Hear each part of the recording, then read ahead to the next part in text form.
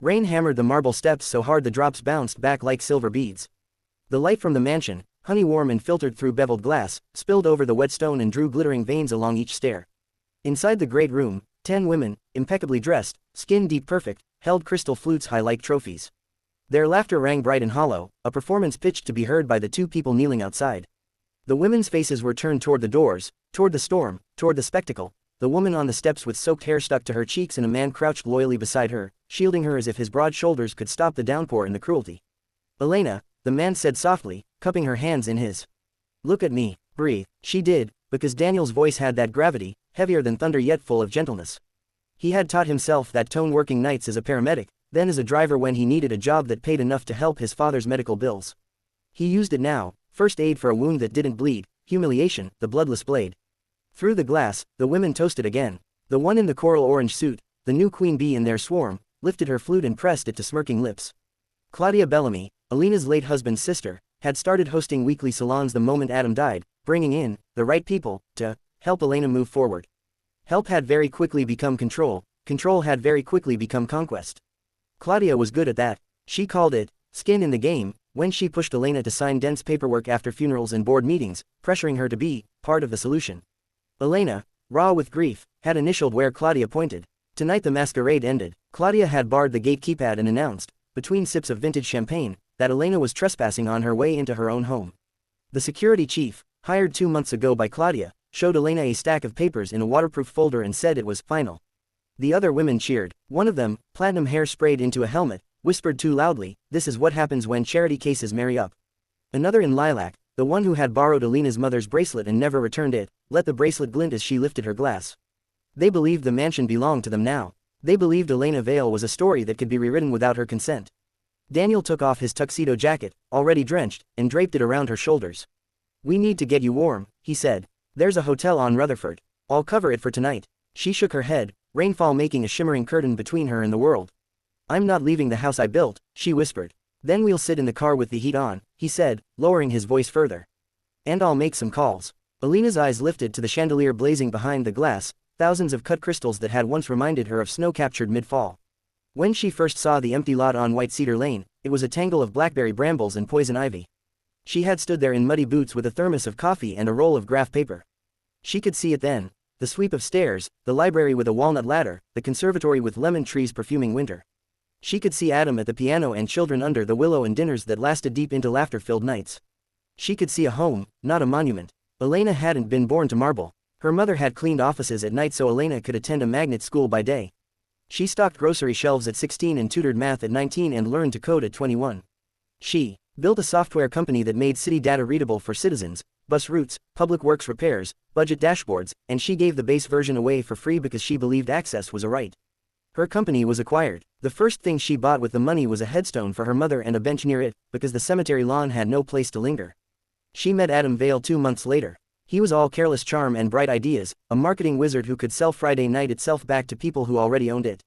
He asked her to teach him how to read a city budget. She asked him to show her how it felt to be adored without flinching.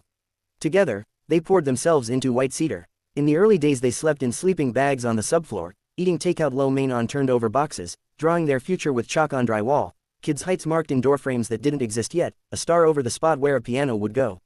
When the crew poured the concrete for the steps, Elena pressed her thumbprint into the corner of the topmost stair. She joked that it was her claim in case anyone forgot. No one forgets a thumbprint. But greed prefers to act amnesiac. Adam's sudden stroke on a red-eye flight cracked their life like a plate dropped on a marble floor, the jolt, the impossible silence after. In that silence came Claudia. She came with casseroles and, let me take this phone call, let me coordinate the lawyers, let me protect what Adam built. It felt like love at first. Elena didn't see how expertly the love was laced with residue from old resentment. Claudia had grown up hearing that boys were investments and girls were decoration. When her brother married a woman who built companies and picked door hardware with the same precision she wrote clean code, Claudia's toothy smile stressed at the edges. Daniel squeezed Elena's fingers. "Come on," he said again. "It's freezing." She rose, the jacket slipping off one shoulder. When she turned toward the car, she heard Claudia's voice carry through the crack of the slightly open doors. "Make sure the gardener changes out those hydrangeas," Claudia said. "Elena always liked them white. I want lavender. It's time to move on." Elena stopped. She looked back at the hydrangeas, heavy with rain. Her mother had loved white hydrangeas because they were honest flowers, no perfume, pure as laundry hung dry in a clean wind. Elena had planted them here the day the stonecutters finished the steps, a ring of plain beauty to soften grandeur. Her mother's ghost lived in their mop petal heads. Elena touched one now, and water fell in a bright string like a strand of broken pearls. Not tonight, Elena said, as if to the flower, as if to Claudia, as if to herself. No more moving on from what matters. Daniel opened the car door. He'd breathed out like a sigh. On the center console his phone lit up with missed calls. He had tried all day to reach the one person Elena still trusted in Adam's network, Isaac Riddle, their old estate lawyer who'd retired to tend honeybees after his wife died.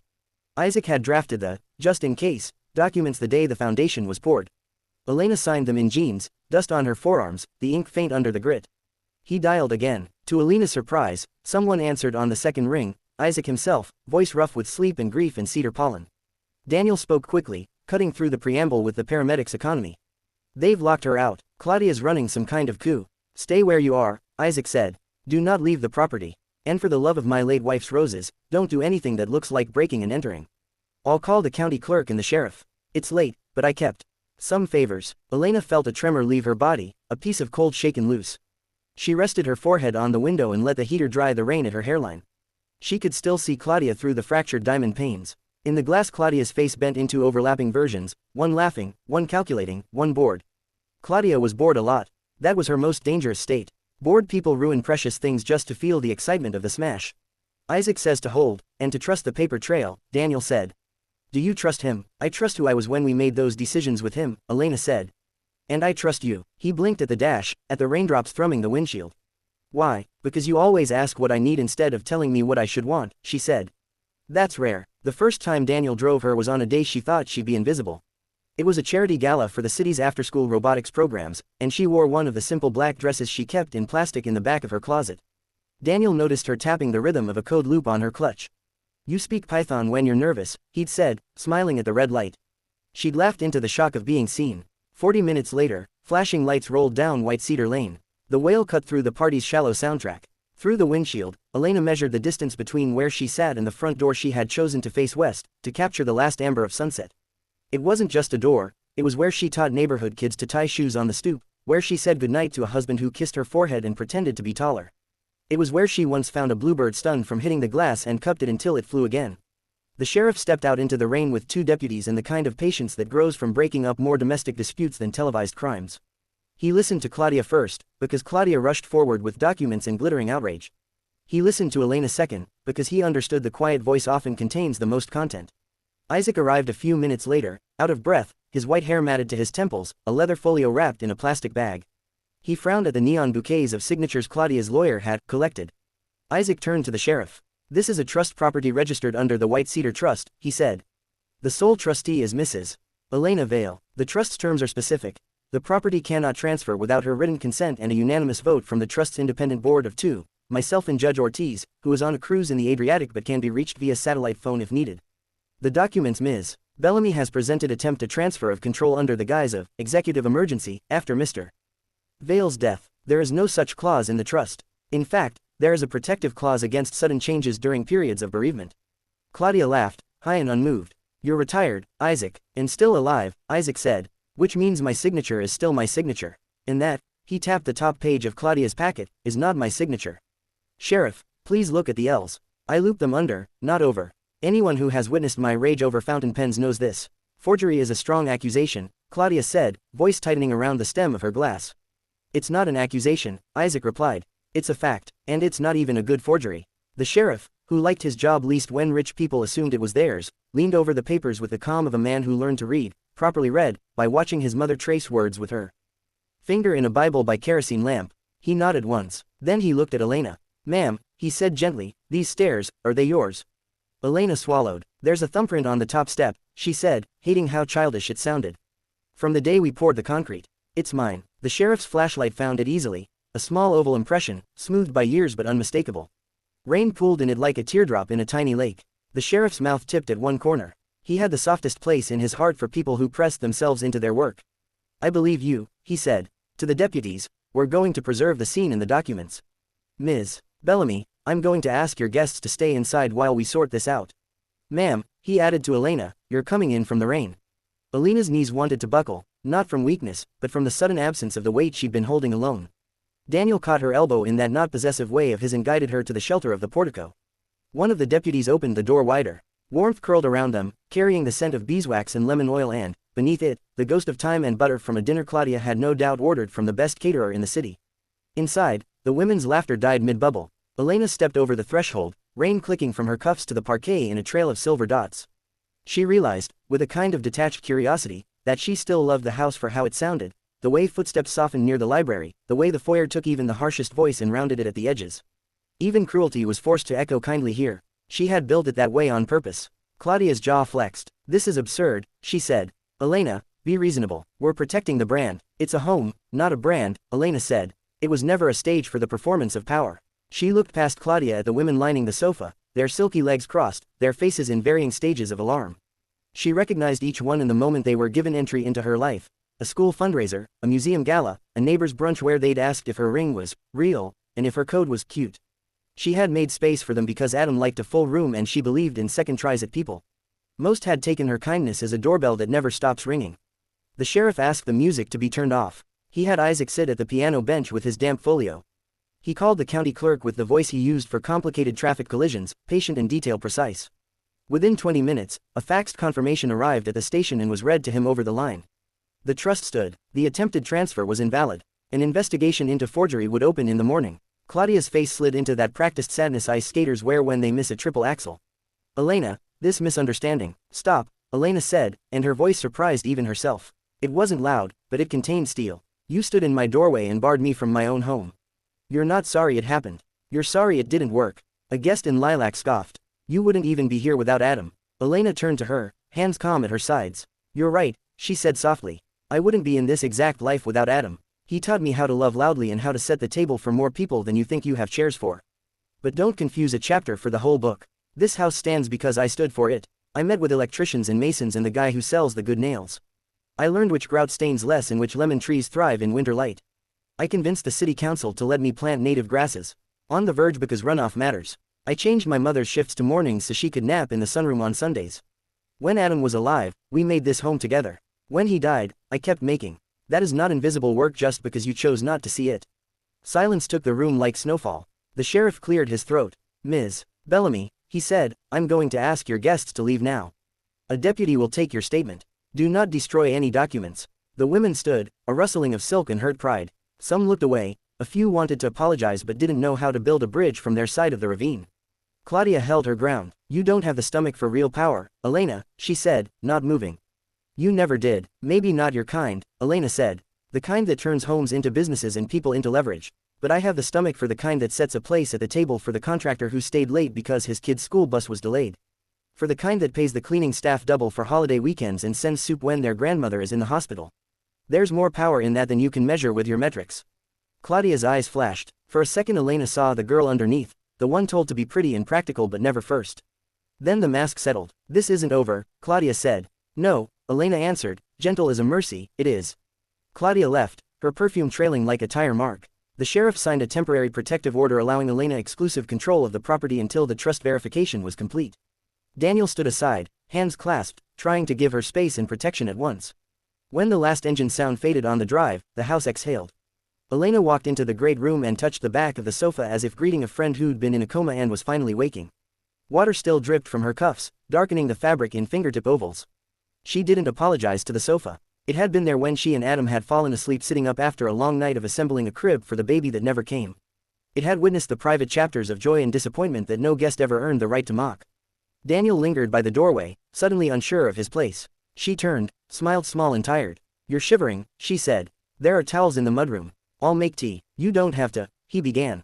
I want to do something ordinary, she said. A cup of tea is how you carry your body back into itself. In the kitchen she moved through muscle memory. Kettle, gas click, pantry shelf, mugs. The kettle's whistle sounded like a good kind of alarm. When she poured, the steam rose in ghostly shapes, her mother's hands, Adam's laugh, the thumbprint on the stair. Daniel came in rubbing his hair with a towel, looking at once larger and smaller without the tuxedo armor. He took the mug she offered and held it like a promise. Thank you, she said. For what? He asked, earnest. Making a phone call. Bringing you inside your own house doesn't qualify me for a medal. For reminding me I wasn't crazy, she said. Gaslight is bright in a storm. He nodded, eyes shining. I know that light, he said quietly. My mother lost our apartment when I was 17. The landlord said she was late, she wasn't. He wanted the building empty to renovate and raise the rent. We sat on the curb with our stuff in grocery bags. People looked at us like we were trash. I swore I'd never let someone I could help sit on a curb again. Elena breathed out a soft laugh. Well, she said, tonight you kept to your vow. They drank tea as the storm thinned to a steady patter. Isaac shuffled in with his folio and an apologetic smile, like a grandfather who showed up to the school play slightly late but bearing candy. I'll sleep in the study, he said. Tonight I'm your paperwork dragon. In the morning, I'll breathe fire. Thank you, Elena said. She felt very young and very old at once. The night bent toward dawn. At 4, the storm moved east and the clouds opened, leaving the world scoured and new. The hydrangeas held their heads high again, dripping diamonds. Elena stood at the window and watched a blue streak swim across the sky, early bird or airplane, the difference irrelevant. Behind her, the house hummed like a living thing. She walked the room slowly, as if greeting a recovering patient. She smoothed a napkin on the dining table, straightened a book on the piano, paused at the sunroom door where her mother had napped on Sundays. In the mudroom she found the chalk still in a clay cup from the day of the sleeping bags. On the wall near the back door, the faintest remnant of writing survived the paint, Adam plus E. She pressed her thumb there, over her old mark, and felt how time flattens grief into a shape a person can carry without breaking. By mid-morning, news, real news, not gossip, began to move. The sheriff's office issued a statement about a potential forgery investigation. The county clerk confirmed the trust. A lawyer from Claudia's circle called, voice clipped, tone suddenly deferential. Elena said, please direct all communication to Isaac, and hung up. Then she did something she had been taught not to do by a world that hates women who refuse to perform gratitude for their own survival. She called a locksmith and had the codes changed. She also called the gardener. When he answered, breathless, she could hear the whine of a string trimmer in the background. Raoul, she said, it's Elena. Keep the white hydrangeas, the whole row. We're done moving on from memories. You got it, Jeffa, he said warmly. About time. She laughed then, a sudden bell of sound she didn't know she still owned.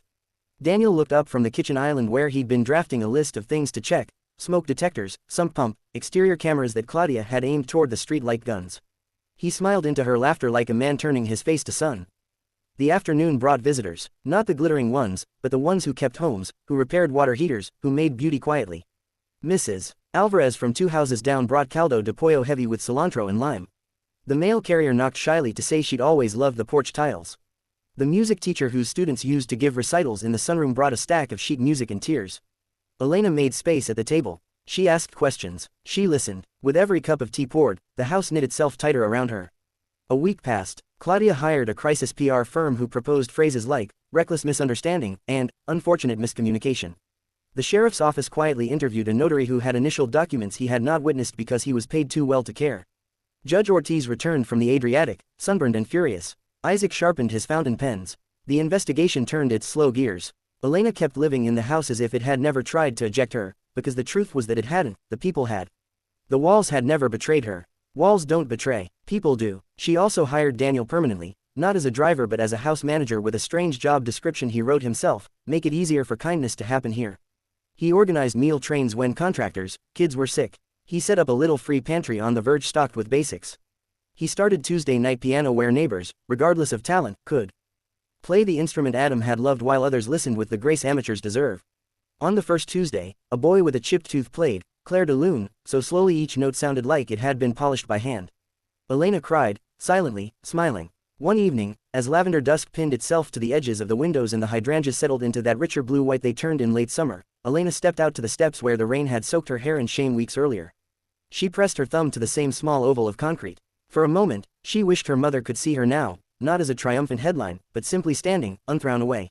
I thought they could erase me, she said into the warm air. They didn't, Daniel said from a few feet behind, careful as always not to startle her. You're here, and they're over there making spreadsheets about why they're unhappy. She laughed again. You always do that, she said. Translate pain into something I can carry. It's not translation, he replied. It's inventory. They stood quietly. Fireflies showed up like punctuation marks, commas of light between thoughts. Elena remembered the day she and Adam drew the outline of a swing under the willow with chalk. They never built it. She turned to Daniel. Would you help me put up a swing? She asked. Tomorrow, he said. We'll anchor it to the best limb. And if you're scared the first time, I'll push slow. She looked at him, really looked, and there was a tenderness there that had arrived without fanfare, grown in the quiet spaces of nights spent making tea and mornings spent fixing leaky faucets and afternoons spent listening to neighbors' disappointments. It didn't wear a tuxedo. It wore a tool belt and a smile that asked permission before entering a room. The next day they built the swing. They anchored it strong. She sat on the smooth plank and let her toes brush the lawn. He pushed, gentle, and each arc brought her higher, until the chandelier inside echoed her glow in the glass. When she laughed, the house laughed with her, the good echo, the one she had built on purpose. The investigation concluded in autumn. Charges were filed against the notary and Claudia's boutique lawyer. Claudia, who had been shocked to discover the world still contained consequences, pled to avoid prison and agreed to repay fees she had siphoned through consulting shells. She also wrote a letter, likely lawyer-crafted, acknowledging Elena's ownership and regretting the optics. Elena read it at the kitchen table and placed it in a drawer labeled, "Things the house forgives even if I don't." On the first real cold day, Elena hosted a dinner. Not a gala, just a long table threaded with groceries her mother would have recognized. The guests were the gardeners, the plumber who had stories about every house on the lane, Mrs. Alvarez, the music teacher, the mail carrier, Isaac and Judge Ortiz, kids with valves for logic and souls for art, 2 city council members who actually read the packets, and Daniel, who arrived last because he stayed to make sure the outdoor lights looked like starlight. They ate until they were warm from the inside out. They told the kind of stories that mend. When dessert was done, Elena stood, glass of water in hand. "Thank you for holding my place in the world when someone tried to push me out," she said. "Thank you for seeing me, not as a brand or an opportunity, but as a neighbor." A teenager at the end of the table said, "You're kind of a legend now," and everyone laughed. After the last plate was rinsed and stacked to dry, after the last guest left with leftover caldo in a plastic container, Elena stood at the foot of the stairs again. She pressed her thumb into the concrete, the old impression now holding a coin of moonlight instead of rain. Daniel joined her, hands in his pockets. "Do you ever wish it had gone differently?" he asked. "Sometimes," she said. "I wish I could have been spared the public humiliation. But then I think of all the people I met because of it, and of the way I learned, really learned, that I am not alone, and that home is a verb. You do it, you make it, every day. If that's the tuition for that lesson, I can live with it." He looked at her the way people look at something they want to guard. "You owned this mansion on paper," he said. "Now you own it in story. That's stronger." She took his hand. The house hummed, content. Somewhere in the yard owl announced that the night belonged to those who listened. Elena listened, and the sound resolved into something like a promise. They stepped inside together, closing the door gently so the wind wouldn't feel shut out. In the years that followed, the mansion on White Cedar became known for Tuesday piano, for hydrangeas as honest as laundry, for the swing that held anyone who needed to remember gravity wasn't a sentence. Elena taught kids to code at the big dining table. She hosted legal clinics in the study where Isaac once slept as her dragon. When winter hit hard and the power flickered, neighbors came to the great room, and the chandelier crystals became snow-caught mid-fall again. Sometimes Elena would catch her reflection in the front glass, rain-smudged once, radiant now, and she would see the woman on the steps and the woman standing upright occupying the same body. She never forgot what it felt like to be thrown out like trash. That memory never softened into anything less sharp than it was. But it did something else. It pointed her, like an arrow, toward the door whenever she heard the particular silence that means someone is cry swallowing on a curb. She'd open the door, she'd hold out a towel, she'd say, "Come in. This house has room," and in that welcome, in that ordinary miracle, she reclaimed everything that had always been hers. The marble steps and the chandelier and the lemon trees, yes, but more than that, the right to define the story told inside these walls. She wrote that story daily in kindness and courage. And when people asked her, as they inevitably did, if she had any advice for surviving the kind of betrayal that turns your own home against you, she would say, "Remember your thumbprint. Remember who pressed it there. Then live your life in a way that makes it impossible for anyone to pretend they can sand it out." On certain spring evenings, when the hydrangeas threw white halos and the swing creaked like a lullaby, Elena and Daniel would sit on the steps, shoulders warm against each other, and watch neighbors come and go like tides. The house, finally, was exactly what she had seen in her muddy boots vision, not a monument to wealth, but a durable vessel for love. The lights in the great room held steady. The glass reflected not the faces of women toasting someone's exile, but the faces of people raising glasses to welcome. When the past tried to whisper that she had been thrown away, the present answered simply, powerfully, she stayed. She owned it, and she opened the door.